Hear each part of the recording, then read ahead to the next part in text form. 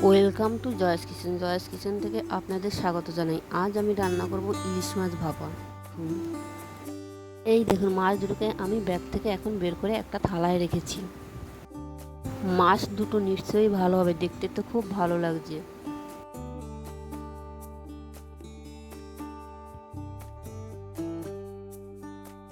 এখন আমি ইলিশ মাছ দুটোকে ভালো করে পরিষ্কার করে নিচ্ছি।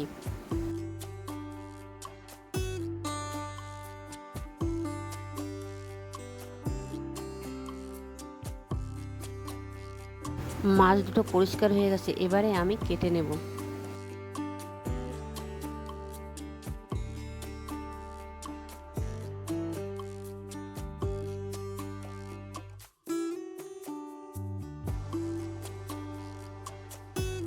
এই দেখুন বন্ধুরা, মাছের পিসগুলোকে আমি মাঝারি সাইজ করে নিচ্ছি, বেশি বড় না বেশি ছোট না।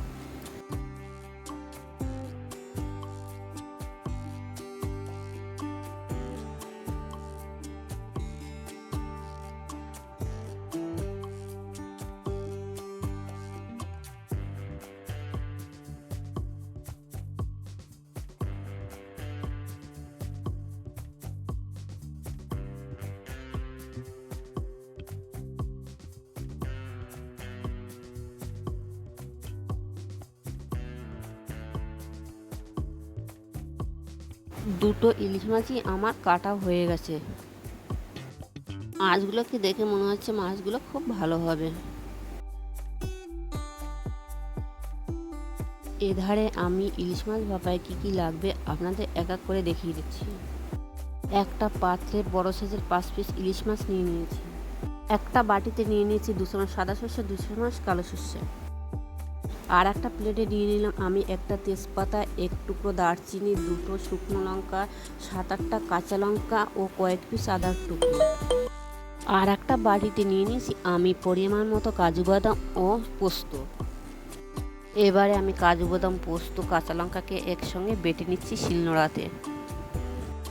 আজ আমি কোনো মশলা মিক্সিং মেশিনে পেস্ট করব না, শিলনোড়াটাই বেটে নেব। শিলনোড়ার তরকারি আলাদা রকমের টেস্ট হয় খেতে।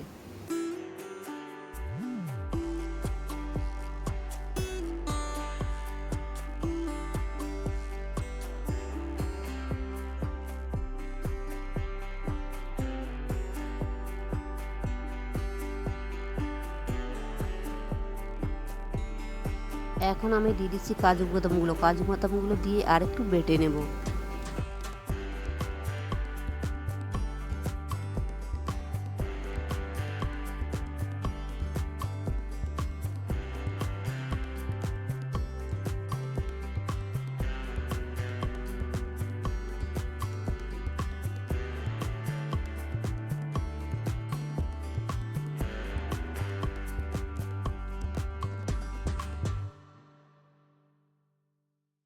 এগুলো বাটা আমার কমপ্লিট, আলাদা বাটিতে তুলে নিচ্ছি। এখন বেটে নেব আমি সাদা কালো দুটো সরিষা রেখেছিলাম, একসঙ্গে করে বেটে নেব। সরিষাগুলোকে ভালো করে ফিনিশ করে বাটতে হবে।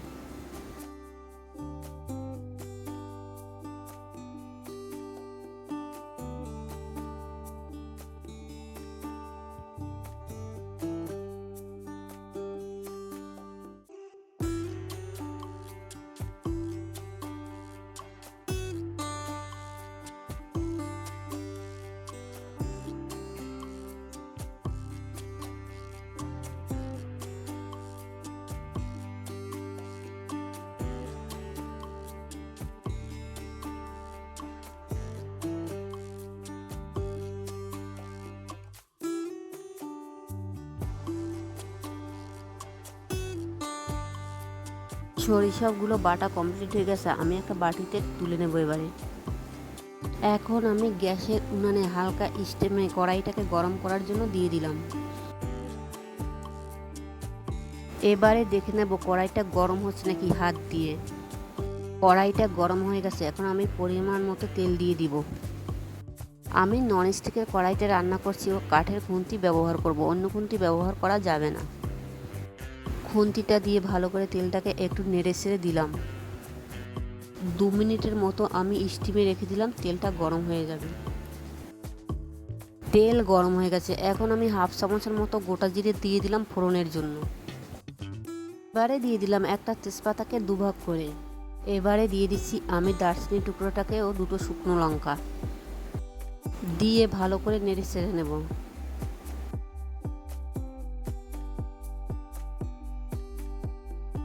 এবারে দিয়ে দেবো আদা পোস্ত কাঁচা লঙ্কা বাটাটাকে দিয়ে ভালো করে কষিয়ে নেব।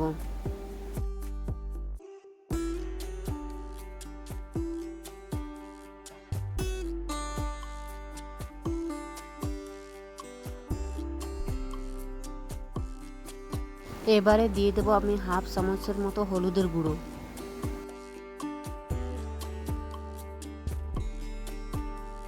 আজকের ইলিশ মাছ ভাপাটা একটু লাল কালারের হবে, ওই জন্য হাফ চামচের মতো কাশ্মীরি লঙ্কার গুঁড়ো দিয়ে দিলাম।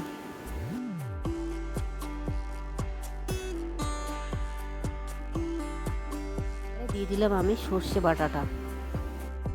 বাটাটা দিয়ে ভালো করে একটু নেড়ে চেড়ে নেব আমি। বন্ধুরা, ইলিশ মাছ ধোয়াটা আপনাদের দেখানো হয়নি, আমি ওটা স্কিপ করে গেছিলাম। আগেই আমি ইলিশ মাছটাকে ধুয়ে নুন হলুদ দিয়ে মাখিয়ে নিয়ে নিয়েছিলাম। এবারে সব মাছগুলো আমি মশলা কষানোর মধ্যে দিয়ে দিলাম। মাছগুলোকে আমি একটু হালকা ভেজে নেব মশলার ভিতরে দিয়ে।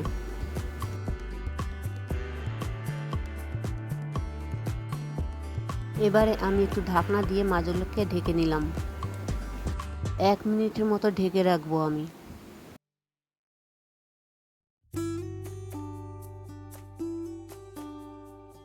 এবারে ঢাকনাটা খুলে দেখব কেমন হয়েছে। বন্ধুরা, মাছের কালারটা দেখতে কি সুন্দর লাগছে। এবারে আমি খুন্তিটাকে দিয়ে আরেকটু মাছটাকে উল্টে দিলাম।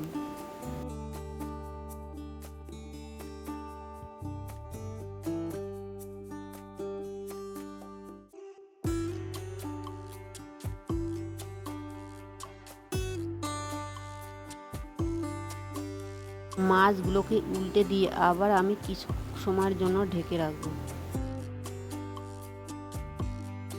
এবারে আমি আবারও ঢাকনাটা খুলে নিলাম, দেখি মাছগুলো কেমন হয়েছে।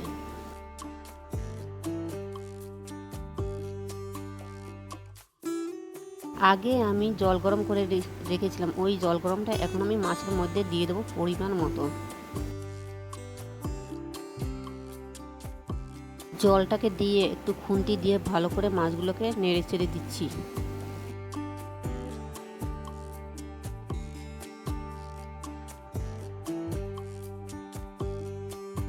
আবারও আমি মাছগুলোকে ঢেকে নিচ্ছি। 5 থেকে 7 মিনিটের মতো ভাপিয়ে নেব। বেশি হাই স্টিমে আমি রান্না করব না, বেশি হাইও না, খুব বেশি লোও না। মাঝারি স্টিম দিয়েই আমি ইলিশ মাছ ভাপাটাকে করে নেব।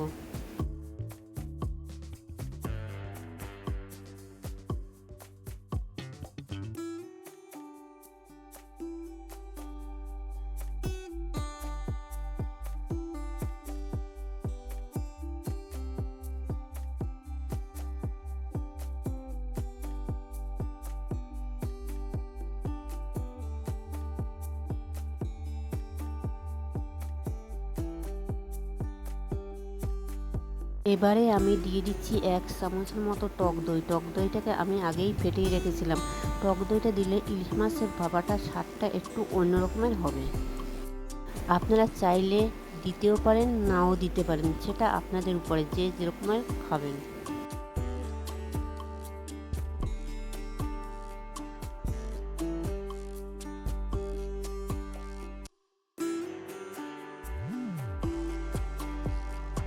এবার মাছগুলোকে আমি আরেকটু ঢাকা দিয়ে রাখবো ভালো করে সিদ্ধ হওয়ার জন্য।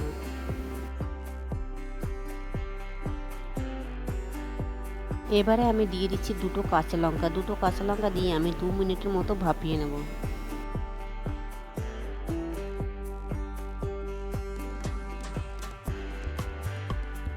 দেখুন বন্ধুরা, ইলিশ মাছ ভাপা আমার কমপ্লিট এবং কালারটাও কত সুন্দর হয়েছে।